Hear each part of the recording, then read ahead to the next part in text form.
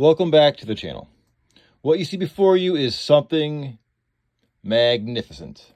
It's vintage, it's classic, it can offer solutions to pulling train cars.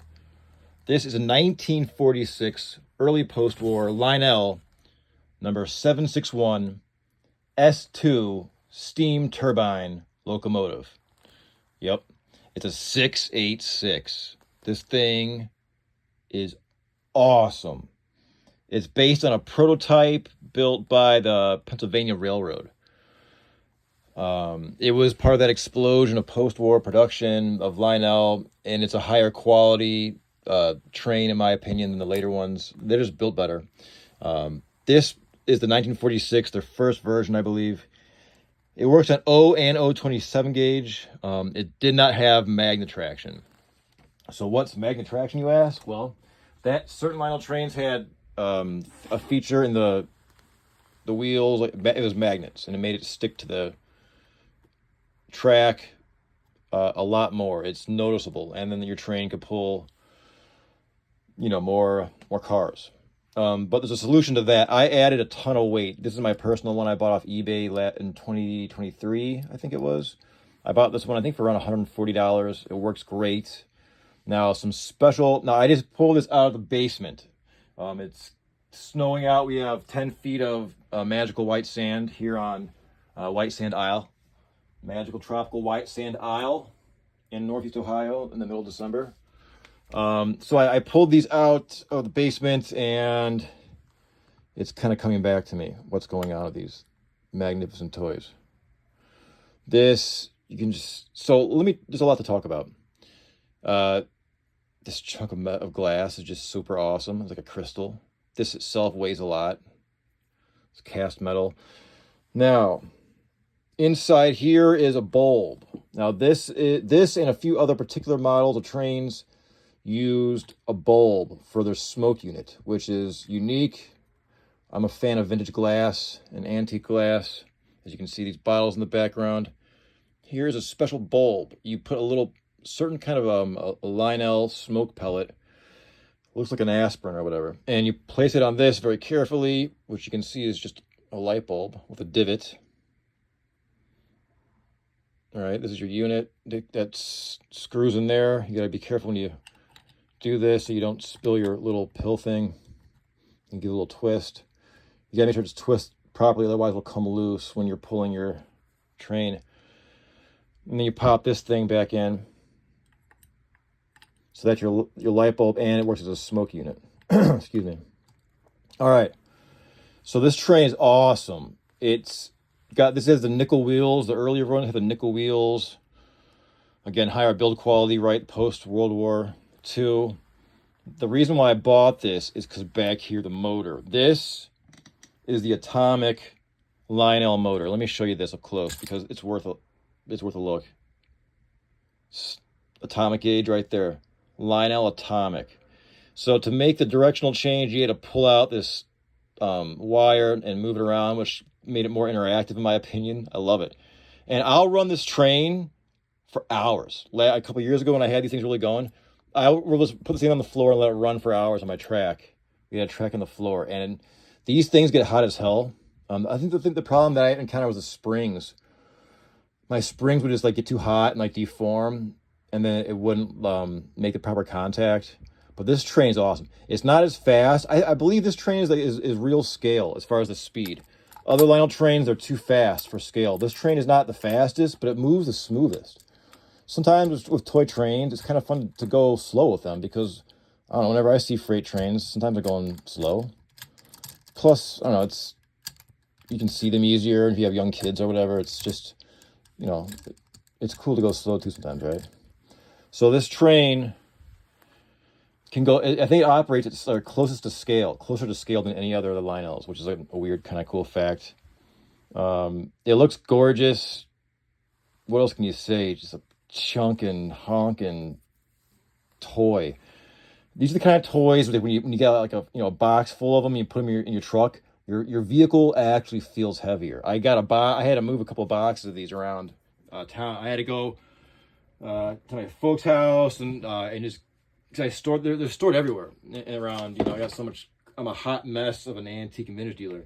So I had to get them, you know, from various places, and my little truck filled heavier with all these Lionel Trains in them, which I mean, come on, they don't make toys like that anymore that make your vehicle feel heavier. Makes it stick to the ground. It's better than snow, you know, just because of these toys. Now, why were these toys built so well? That's a good question. And these are way before my era. I was a kid of the '80s. My dad had these, and he'd bring me to train shows like in the early '90s. And I caught the bug, me and my little brother, because why not? I mean, he had a set in the basement. We'd play with them. I think I got like a city subway set for Christmas back in the '90s.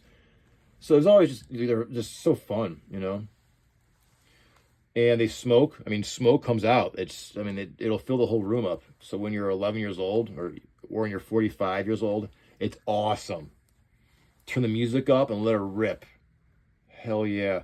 So this thing weighs a lot. Now it does not have magnet traction, this model, meaning there's no magnets in these wheels.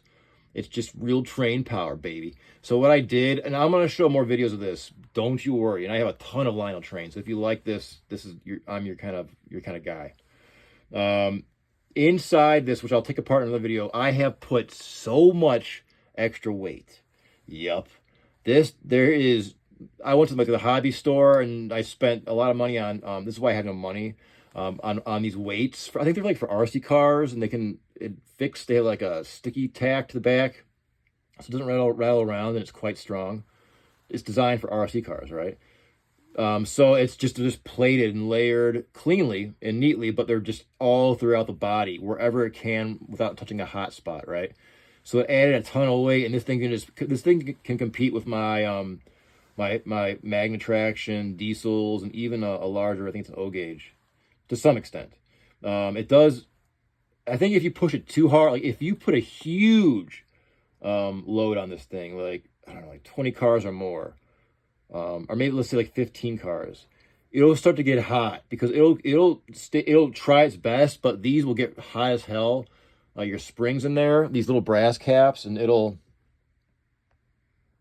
overheat, and the springs will lose their durability, and then your train will stop, and then you gotta fix the springs. So that's the only problem I've had with this engine. It's all original besides the added weight. It sounds awesome, and I made videos before where I took the end, like the shell off, and just ran it with like the skeleton, and it looks like a steampunk like creature. It's so cool. I recommend it. If you get some of these trains, run them without the shell and see how that looks. It looks kind of cool. What else about this thing? Now, why are these built so well? Because post World War II, you had a lot of talented and able engineers right after the war. They had all this talent, and when they came back to the U.S., they kept that talent and they put to use in places like this, a toy company. How cool is that? So these are built so well. I mean, you could literally drop this thing off building into the dirt, and as long as like you can reconnect the wires, it'll still run. It's that tough. When I was a kid, when I was like 10, I thought these were like really fragile. Because my father would, for a repair, he'd bring it to a train show, and there'd be some elderly gentleman in some far back room, like a wizard with like this lost knowledge he acquired from some sacred cave of how to fix 1940s Lionel trains. That's what it felt like. Like, oh my God, how do you fix these trains? It's a mystery, before the internet.